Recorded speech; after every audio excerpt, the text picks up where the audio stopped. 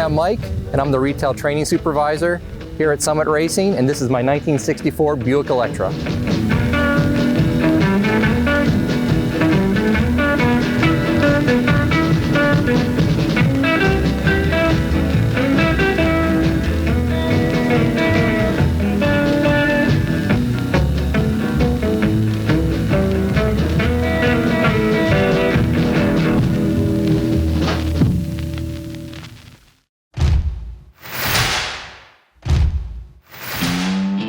This 64 Buick Electra, it's kind of unique in a sense that it's a two-door instead of a four-door. The car, when I received it, was in pretty rough shape. It had decent paint on it, and it was treated to what I'm going to call as a mild restoration slash, customization. I did some things to the car that would improve the way that it performed, the way that it ran, and just to make it more comfortable. But I've had this car now for about 5 to 6 years. And more than anything, it's just a nice cruiser. It's not a show car by any means. It's just a really nice looking car that you can pretty much take anywhere. It does have a 425 Buick nailhead in it. The nailhead of that year made around 465 foot-pounds of torque and about 340 horsepower, I believe. The motor was gone through in the sense that, I put a new cam in it, just a stock cam. The heads got refreshed, new gaskets, seals, re-ringed, new bearings, a very basic rebuild. Surprisingly, a lot of those parts came from Summit. I think, which is something a lot of people don't know, is that we have a lot of parts for cars that you wouldn't expect us to have parts for. I ended up buying this car off of eBay, which kind of goes against all the rules that I have for myself on buying cars. The car was located in North Carolina. I wasn't going to drive to North Carolina to go look at it first. I watched the car for a few days on eBay.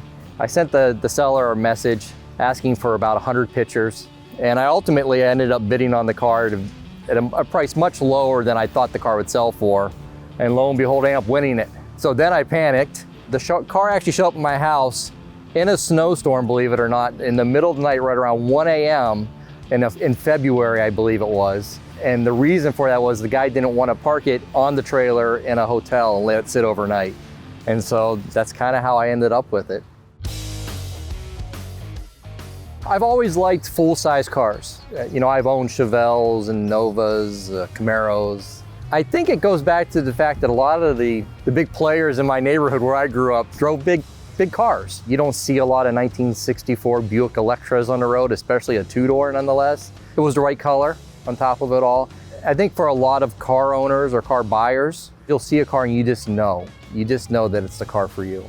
So this car has had a lot of changes made to it since I've taken possession of it. I'm not going to say the car has been fully restored by any means. There hasn't been a single nut or bolt on this car that hasn't been turned by myself personally.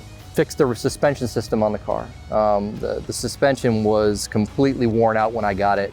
During that period when I was going through the suspension, I took all the A-arms, control arms, anything I can get off the car. I had it sandblasted, repainted, put new bushings, ball joints. It's now got coilover suspension on it. I went with the QA1 system. Interesting about the QA1 coilover suspension system is they list it for a Riviera. What a lot of people don't know is that a lot of those X-frames use the same system. And so I was able to take that Riviera kit and retrofit it to this car as well. The whole rear end was gone through. It's now got Willwood brakes on it up front, which has drastically improved the way the car stops. The whole front end on this car has been removed. Fenders, hood, grille work, everything has come off this car. The doors have been off this car. And those areas were addressed with either being sandblasted and repainted. Any hardware issues that needed to be resolved were resolved. The drivetrain was taken out of the car and the motor was treated to, I'm gonna call it a light rebuild, basically rehoning of the cylinders. I had to get a couple new pistons because a couple of them have cracks in them, some new rings, bearings, gaskets. It has a milling cam in it. This is a stock cam, The heads were redone. Everything was regasketed and refurbished underneath the hood. I ended up having to redo the whole wiring harness. It's got an updated cooling system in it now. So the interior was a unique story. No one makes an interior kit for a 1964 Buick Electra. I needed seat covers and door panels were the main things. They were really badly in need of being replaced. Talked to a lot of upholstery shops, and a lot of them came back with prices that were just outlandish. Well, this car shares a lot of interior pieces with Impalas. There's a place out in Arizona, Seidel Interiors. They do custom Impala interiors. And so I call it out there. She says, Gina told me just to send out my old seat covers and my door cards, and she gave me a list of materials that they could put together, and they sent everything back, and I ended up doing the interior myself. Put a new headliner in it, put new carpet in it. It's got a custom stereo system in it now, built specially steering wheel. There's been a lot of stuff done to this car. It's not perfect by any means, but it's still very nice and very presentable at this point.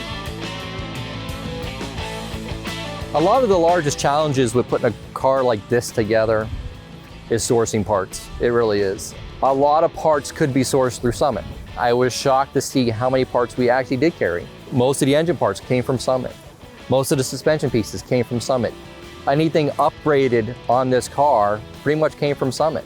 And it's just a testament to the amount of parts that we offer and the diversity of our offering to our customers.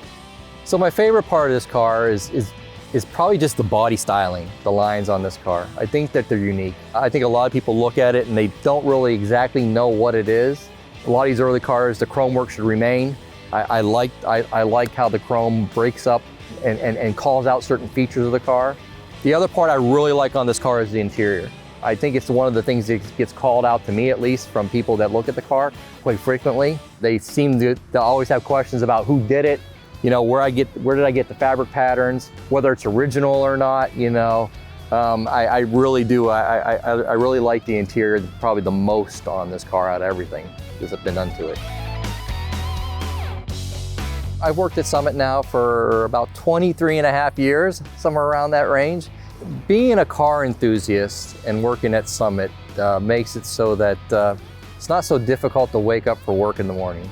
You know, I take great pride in having answers or developing solutions for my staff when they come to me with questions or just advice on how to navigate a situation with a customer, or even navigate moving through their career and what their next career decision should be. It really makes life a lot easier when you truly have a passion for the industry that you're in and the work that you're doing.